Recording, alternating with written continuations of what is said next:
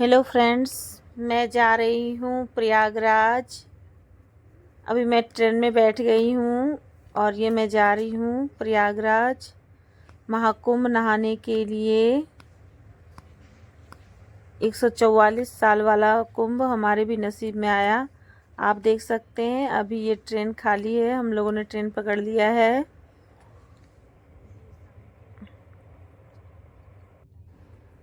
जब ये हमने ये ट्रेन पकड़ी थी तभी तो ट्रेन खाली थी, लेकिन बाद में ये ट्रेन जैसे जैसे आगे गई भरतपुर और वहाँ बढ़ती चली गई तो ट्रेन में भीड़ भी काफ़ी हो गई थी। मैं अपने बच्चों को घर पे छोड़ के आई थी ये भीड़ को देखते हुए कि अब ट्रेन में भीड़ होगी, कुंभ में भी भीड़ होगा, इसलिए मैं बच्चों को लेके नहीं आई। तो इसलिए मुझे मन नहीं लग रहा था, मन उदास हो रहा था। ये रात को देख सकते हैं आप कितनी भीड़ हो गई। एसी भी जनरल बोगी हो गई थी, एसी में इतनी भीड़ थी, लेकिन हमारी सीट कंफर्म थी इसलिए मैं अपने सीट पर थी। लेकिन बीच का रास्ता बिल्कुल ब्लॉक हो गया था।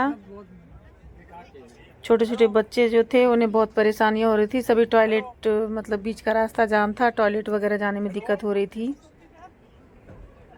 मैं तो अपनी सीट पर लेट गई। ये हमारी वीडियो बना रहे हैं कि तुम तो अपनी सीट पर लेटे हुए जा रही हो। अब क्या करें, हम तो कभी हाँ कभी ना करते हुए आखिर लास्ट में मैं भी कुंभ में 2 दिन पहले समाप्त होने से पहले पहुंच गई थी। ये देख सकते हैं कैसी भीड़ है, सभी नीचे बैठे हुए हैं। इसी भीड़ के डर से मैं बच्चों को नहीं लेकर के आई थी, तो थोड़ा मन नहीं लग रहा था। मैं वहाँ से जल लेकर के आई थी बच्चों के स्नान के लिए, वो हमने शिवरात्रि में इन्हें आज करा दिया, स्नान करा दिया।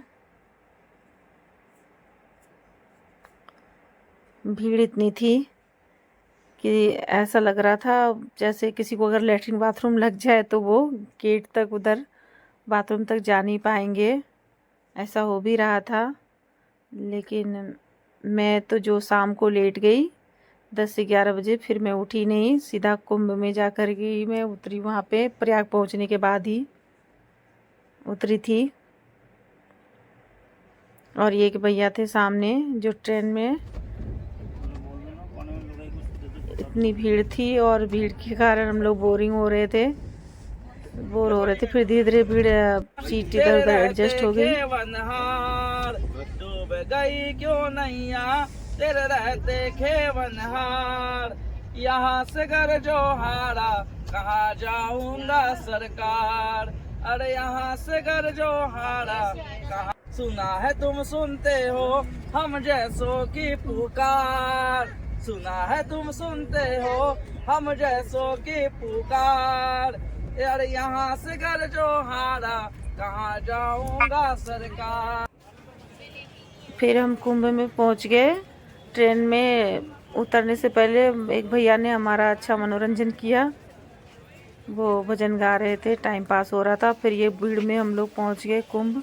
पहली बार मैंने इतनी भीड़ देखी, देख करके तो डर लग रहा था कि पता नहीं हम कैसे जाएंगे, कितना पैदल चलना पड़ेगा।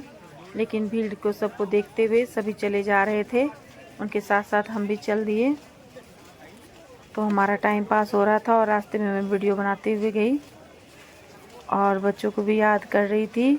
इस तरह सबको देखते हुए हिम्मत हो जाती है, सभी चले जा रहे थे तो हम लोग भी साथ साथ चल रहे थे।